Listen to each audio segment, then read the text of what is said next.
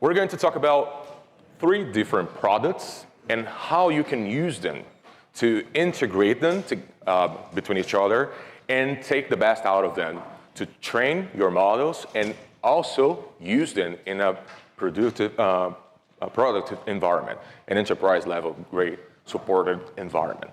So the theme of this presentation is from InstructLab and Podman AI Lab to the OpenShift AIs. How you can use them. Let's talk about it in a few minutes. First of all, this is what we're going to discuss. I'm going to give you a brief introduction, an overview of each one of these products, InstructLab, Podman AI Lab, and OpenShift AI. So the previous talks that we had here in this conference room and the other rooms prepared you for this presentation. How many of you watched the keynote yesterday that Cedric and Carol delivered? Okay, so you're good to go. Also, if you were here 2 talks ago where Dan talked and discussed about one of our products as well, LLM, it's very similar to what we're going to do here, with the difference that we're going to use these 3 different products to do that, okay? And I'm going to show you a real quick demo of how you can do that. And it's not a problem if you cannot pay enough attention to the demo during this presentation, because what I'm going to show you here, there's a repo available online that you can that you can search for, and you can test yourself in your environment afterwards if you want to, okay? So a little bit about me. My name is Alexon Oliveira. So, dobre rano, dobre odpoledne, dobre večer, right? It depends on the time that you're watching this presentation because it's going to be recorded. So I work as a TAM for Red Hat for almost 7 years now. I've been working with different products of our portfolio and recently with AI as well. But I must say, I'm not an AI expert. How many of you here are data science, for example? Okay, how many of you here are experienced with AI recently? There's a big difference, right? So, from what I can see here, none of us here are AI experts, okay? But the idea of this presentation is to show to you how, despite you're not an AI expert, you can start working with AI, you can start working with models, you can start working with a tool that is going to provide you what is necessary for you to run inferences, to train your own model, and then put that into a productive environment. That's the idea. So first of all, let's go into discuss about InstructLab. How many of you here heard about InstructLab before or are using InstructLab? Wow, that's very good. So at least one of these products you know. InstructLab is a tool that Red Hat provides in conjunction with IBM, where you can train your own model. You can customize your own model with your own data using one of our available models like Granite, for example, which is an open source model, or you can use another model that's just best for your needs. But the idea behind InstructLab is that you can use a framework that is based on 3 different pillars, as we call. One pillar is the taxonomy structure. What is that? The taxonomy allows you to create data between or under different domains, and each one of these domains is like a category of information that you can provide to your model. And the second phase is the synthetic data generation, which is a procedure that creates new data based on an original data, a pair of question and answers, and using that information, the second phase, the third phase or the third pillar, it's the multi-phase training, which is going to use that data to customize your model or to fine-tune your model with the information that you provided with the synthetic data generation, and afterwards it's going to spill out a whole model for you, being an LLM or a SLM, a small language model as well, which is best for your case, because if you're going to use that into your own laptop, for example, or as a task before putting it into production, it's better for you to work with a small model first, okay? Also, we have Podman AI Lab. Podman AI Lab, it's an extension. It's part of the Podman desktop tool, which is a community tool so far, where you can use it to test your models as well. But what's the benefit of using Podman AI Lab extension? Podman AI Lab provides you a catalog of curated models that you can use to test your your information, your data that you're going to provide to the model. Or if you want to test with different models. And if that catalog doesn't provide one of the models that you need, you can provide your own model. That's what we're going to do in this presentation. Also, besides the models, it provides you a catalog of different applications that you can use to test your model as well, run an inference against them. For example, you're going to see that with Podman AI Lab, we have recipes, as we call, of these different applications for you to run a chatbot, for example, for you to run an application that recognizes voice, for you to run an application that recognizes faces or images, and etc. And it's growing, and you can contribute to it as well. There's the repository, the available open source repository for that, where you can contribute with your own application if you know how to do it. Also, you can run a playground. The playground, it's an environment that allows you to experiment with a model, changes, making tweakings to your model until you see it as the accuracy of the model is well suited for your case, for example. And then you can make these adjustments in your own application as well. So with Podman AI Lab, you can take, for example, that model that you train or fine-tuned using InstructLab, put it to work with some sort of application using one of the available recipes, and see if it works as intended. And if it's working, then the next phase is to put it to work on OpenShift AI. Why? Because neither InstructLab, the upstream version, or Podman Desktop are made for use in a production environment. But the idea is to get your model ready for a production environment. So with OpenShift AI, you have everything that you need to run that model supported by Red Hat.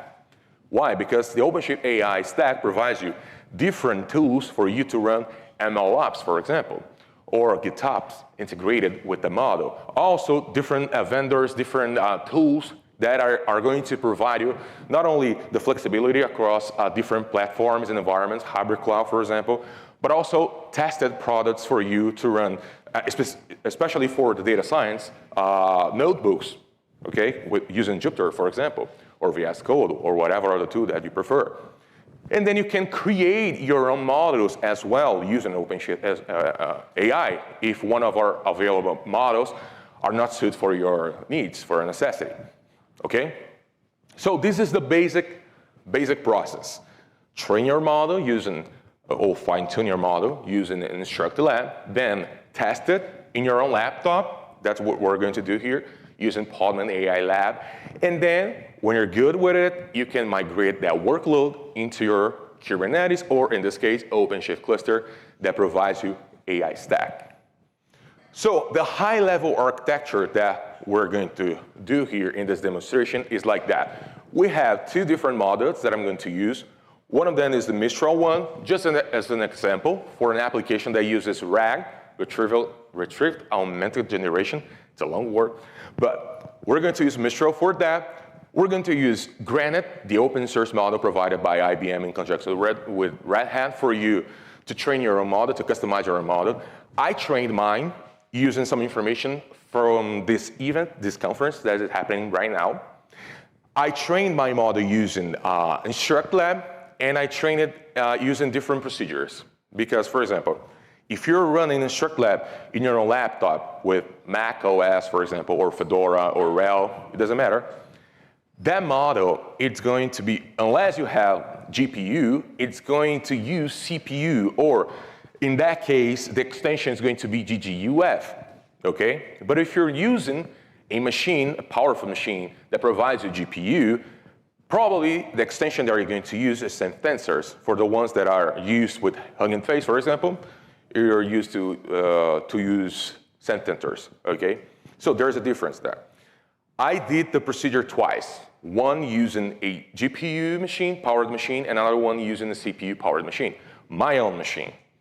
Just an example, to train my model using the GPU powered machine, it took me to provide it synthetic data 15 minutes, if I'm not mistaken, and plus 4 or 5 minutes to fine-tune my model. In my laptop, it took me an hour and a half just to generate the synthetic data, and 2 days to fine-tune my model. That's the difference when you run with CPU and GPU. But the idea is to show you that it's possible to do with either processors, okay? Then I'm going to use Podman Desktop to show you a simple application, a chatbot that interacts or runs inferences against my model.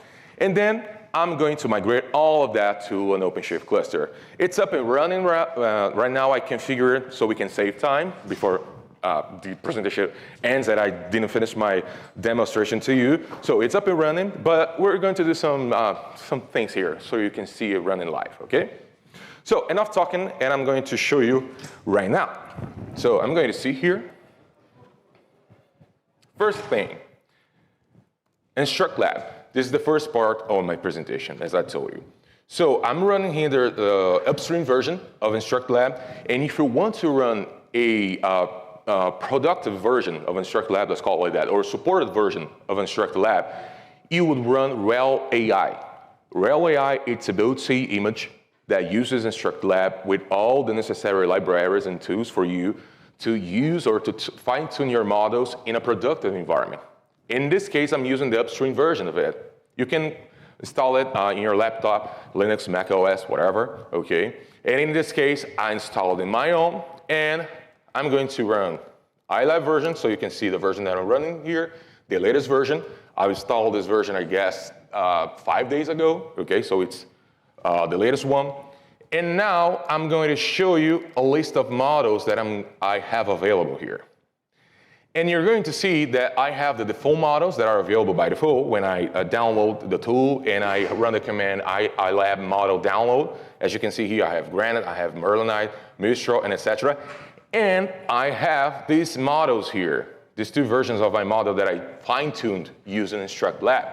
I'm not going to do this process here because it takes forever. So I've done that previously, and I have this model here called the DevConf.CZ model v2, blah, blah, blah. Okay, so what I'm going to do now is show you that I can interact with this model running iLab model. Oh, I'm not going to type everything. I have here, okay. So iLab model serve is specifying my path for that model, as you can see here, and it's running in background, as you can see. It's starting my inference server, and it's available for me to run an inference against it. So the next step, I'm going to run a iLab model chat command against the model as well. So in a few seconds, InstructLab is going to open for me a chatbot window like this, so I can interact with this model. I can make any question that I want here. So, for example, if I ask to this model, when and where is the next DevConf.CZ 2025, I hope it helps me right now. It should answer that it's happening in June, okay, between the 12th and the 14th. Okay, let's see. Okay, it worked. How do I know it's working? Because if you ask to any other model this same question, that model would not give you the proper answer. It's going to say that the schedule is not available yet, for you to check the website, and etc. Because any other model was not trained, was not provided with the information that I provide to this model here. And how do I know that? Because I'm going to stop here now, just to show you what is the information that I provide to this model. So if I check here in my, what's the directory? Gosh, chicken fig. Local, remember now. Local instruct, oh God. Local share, InstructLab, the taxonomy directory. Inside the taxonomy directory, there's another directory with the domain in which, in which I provide my information. That's correct, okay. Oh, it should be here. Oh, okay, it's not, I'm sorry. This is not the laptop where I trained this model. I trained my other laptop. But I can show you here in my GitHub real quick, because I cloned the repository from my GitHub. And as you can see here, there's a repository that I created for this with the DevConf information. And this is the file that I've created to provide this information for my model, as you can see here. Okay, I took this from the official website. I put here information about this event, when it's going to happen, the dates, times, how many talks we're going to have this event, sessions, and etc. And something about this presentation that I'm delivering right now. What I did here, I create this Q&A file with this information as well, as you can see here. And one of the questions that I put here is exactly when the event, the conference, was going to happen. And that's why it provided me that information properly. Then it's going to be in June the 12th to 4th, okay? 14th. So, moving on. This is to show you that I trained, that I fine-tuned this model. What's the next step? I'm going to use now Podman Desktop to test it with a real application, with a recipe. So as you can see here with Podman AI Lab, I have a recipe catalog with different applications that I can use. As I mentioned before, chatbot, another chatbot for you to use with Bragg, for example, a summarizer, a code generation, etc., etc. But the first thing I need to do is to download one of the available models. So I've downloaded here previously the Mistral one, as you can see, and also I provided my own model, as you can see here as well. If I want to use another model, for example, what I can do is simply click here, import, choose file, and then navigate to the directory where the model is available. So for example, I can provide this other model here. Right now, the name of it and the backend that it's going to use. In this case, I'm going to use Llama CPP. So import models, and it's done. My models are available. All right, so you can see right down here. So the next phase is, I have downloaded my model, so I'm going to create a service for it in order my application can access my model, can run inferences against its API. I've done that previously as well, as you can see here. I've created for my Mistral model and for my DevConf model. So if I run, for example, this one, this service, then it's going to provide a runtime service to be accessed for my application, and I can run now a playground against it. To create a playground, you just click here, new playground, specify the name of the playground, and select which model you're going to use to interact against. So in this scenario here, I've created this one called DevConf Playground. And right here, I can make any questions I want. So when and where is the next? The same question, DevConf.CZ. Okay, same question. And it's going to give me an answer based on the information that I fine-tuned my model. As you can see, the same answer that it was provided to me when I ran the same inference using InstructLab. The difference here is, for example, you see that I have here in the right menu some tweakings that I can do in this model. For example, adjusting the temperature, the max tokens, and the top B, which is basically what I can do in order to enhance the accuracy of my model or diminish the amount of tokens that it's going to use in the answer to me, for example, because this answer here, it's very long. So if I want to diminish the amount of tokens that it provides to me, I can make the adjustments here, okay? You just slide right or to your left, it doesn't matter. And as you can see here, it is providing the same information as before, right? But now I want to test it with a real application. So what I'm going to do now is click here, chatbot. And the cool thing about Podman AI Lab is that it gives you not only the application for you to test, but also the code of it. So if I click here, open in VS Code, and yes, it is going to open my VS Code with the code of this application that I can use myself, for example, to customize for my own needs. As you can see here, everything it's available here for you to use, showing me what this application is doing.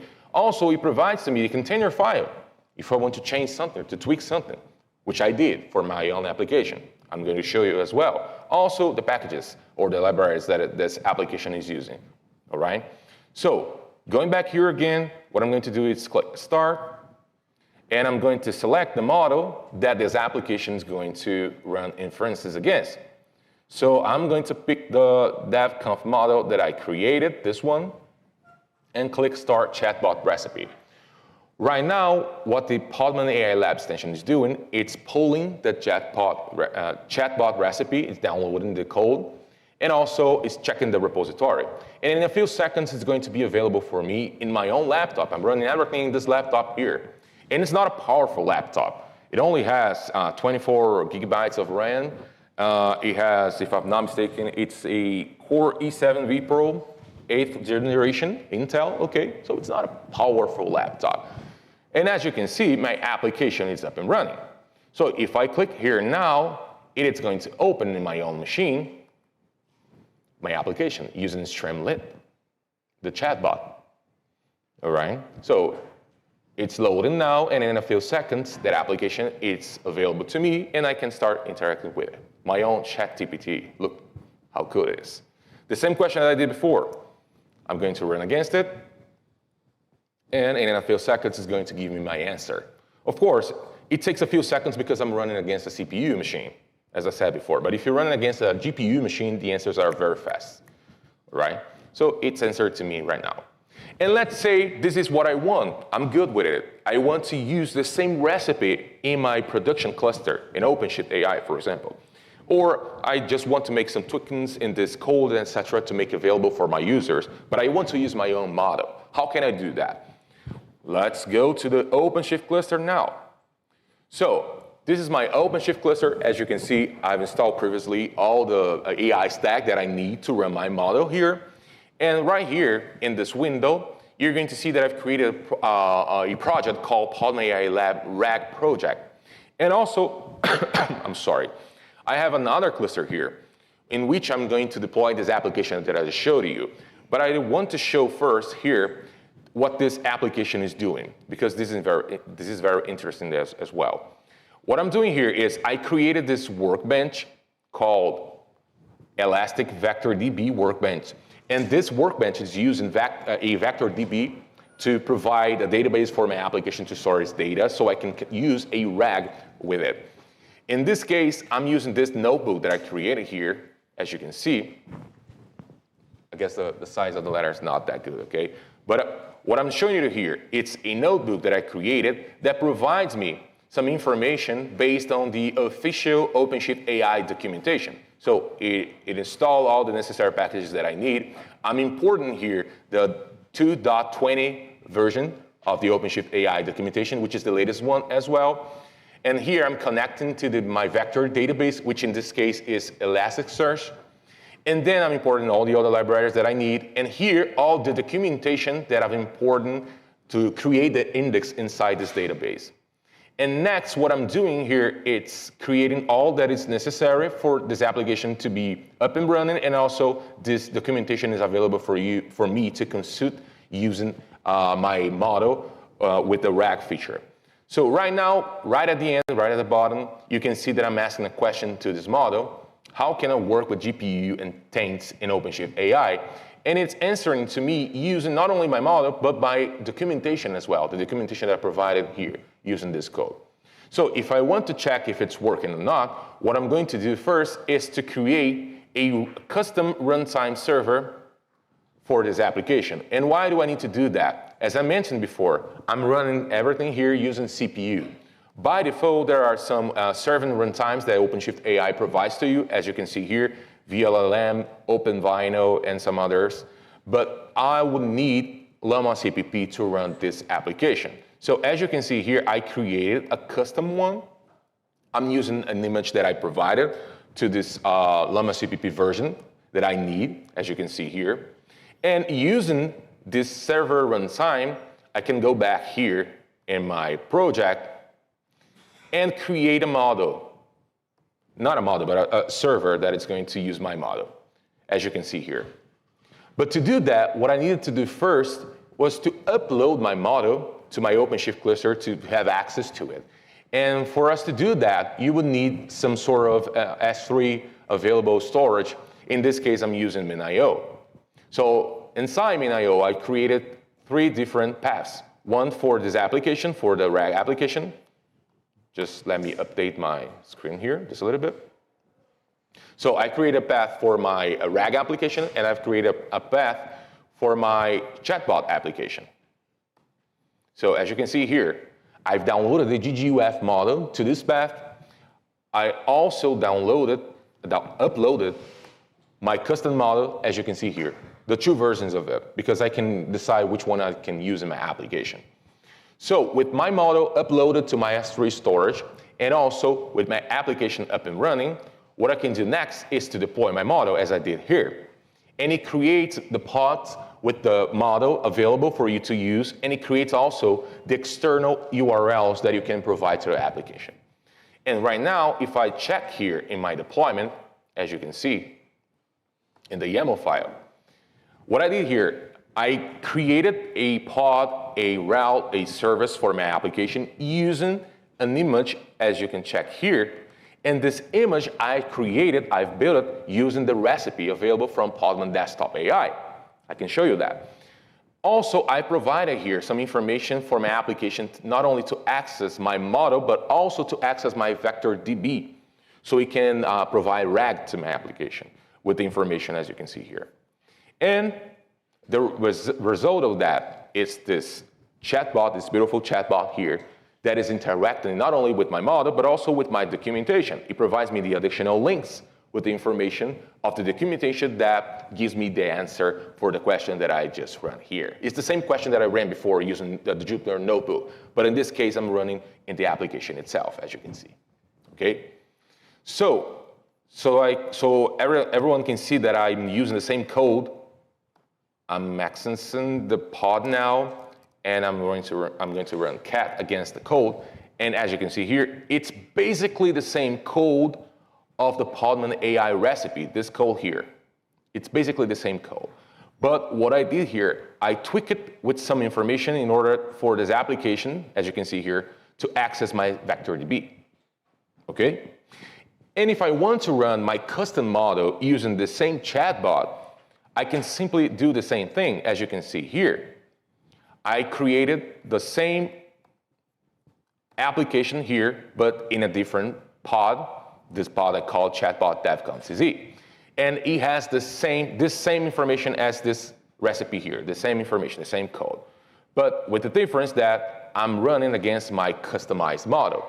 And as you can see here, if I run the same question that I did before, it gives me a simple question, a simple answer that this event is being held in this period that we are now, all right? Also, using Min.io, as you can see, I uploaded my model here. But the idea behind it is to show you that you can use your model, you can use your own application. You don't need to use the one provided by Podman Desktop, but it's just for you to have an idea on how to create applications that are going to interact with your model.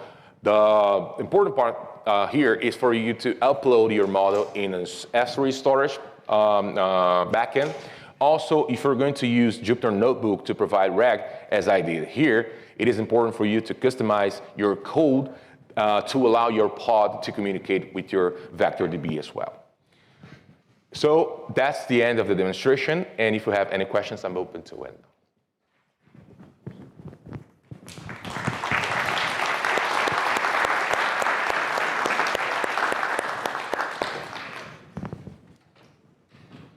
Please go ahead.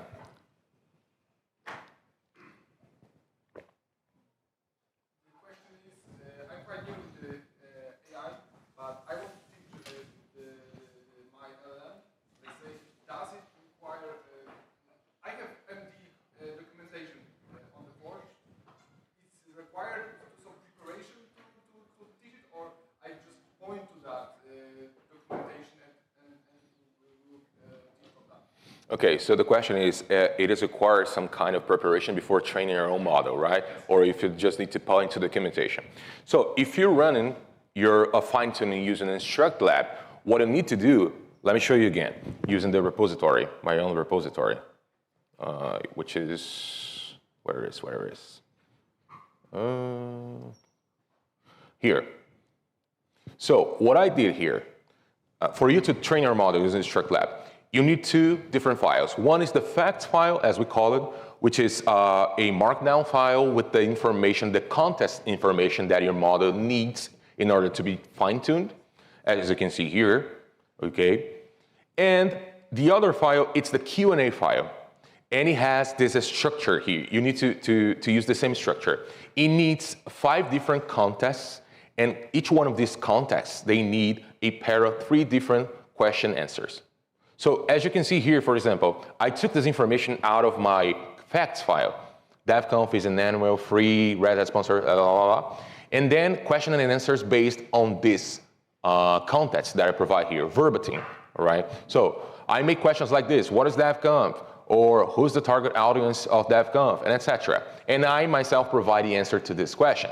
So in the training phase that InstructLab runs, InstructLab is going to use this same information plus the synthetic data that it generates based on this original information to train your model, all right? So when you run your model after being fine-tuned, the answers are going to be provided to you based on the quality of the information that you give on this facts file. This is very important. Also, if you run a gguf file, you need to remember, I didn't mention that, but I quantized this model. And when you quantize a model, you lose some accuracy. It's part of the process, all right? But if you're running a safe tensor model, the accuracy is going to be higher. And you can adjust as well the epochs that you need to train your model. It depends the amount of epochs that you're running against your model to train your model. It's going to give more accuracy during the process. So the most important thing is you need to have these two files, and you need to specify a domain for these files to be against. In this case, for example, I'm using the technology domain, as you can see here in the Q&A file. Okay, so in the structure, in the taxonomy structure of InstructLab, you're going to find there is knowledge, for example, and under knowledge there are different domains. For example, science, technology, sports, whatever. And then you put your file inside it, and then you run the command to train your model using InstructLab. Okay. Any more questions? Please go ahead. Yeah. So these 45 minutes on GPU, that was training from these two files. What's the question? You said you trained your database for 40 minutes. Oh, yeah. Mm-hmm. And this is just from these two files? From just these two files, exactly. Because the question is, if I mentioned before that running with GPU, it took me actually it was 15 minutes to generate the data, and then plus 4 or 5 minutes to train my model. If I took that time using these two files, yes, I took the time using these two files. It doesn't matter, actually, because the process of fine-tuning a model goes through, as I mentioned before, 3 different phases. One of the first phase is a taxonomy, in which you provide this data. The second phase is the synthetic data generation, which is going to use this original data to generate synthetic data from it. And then the third phase, it can be running 2 different pipelines, as we call it, the simple one and the full one. If I run it in the simple one, which gives me a model with less accuracy, it's faster. But if I'm running in the full one, it not only trains my model, but it also runs a benchmark against it. So the benchmark, it's going to test my model for good to see if the accuracy is proper, again, according to my adjustments. So for this model to be trained in a GPU platform, it took me, in that case, 4 or 5 minutes. But if I used the simple one, if I was going to use the full stage, the full pipeline to train this model, it's going to be like 1.5 days for the same amount of data. It's longer because, again, it not only train, fine-tune my model, but also benchmark it, okay? Please go ahead. Yeah, so that leads to my next question, that you said the list of documents, for example, for training. So that would take approximately much more time. And if I would be interactively updating documentation, is there a chance to quickly update just the retrain or retrain just the file single, or I need to just run everything again and spend days on training the same file? Yeah. Just update a couple lines in documentation. Sure. So basically the question is, if he updates the information, he needs to train the model again, or it can do it in another way, right? Basically it's that. So that's the importance of use RAG for those scenarios. If you have like static data, you go and fine-tune your model. But if you have like live data that is being updated constantly, then you'll be using RAG for that. Because it will require for you, if you have live data updated constantly, to train your model over and over and over again. And it's going to cost you money, time, effort, and etc. So if that's the case, I would recommend you to use RAG instead of training your model over and over again, okay? So we don't have time for more questions. Thank you all again, and I hope to see you soon.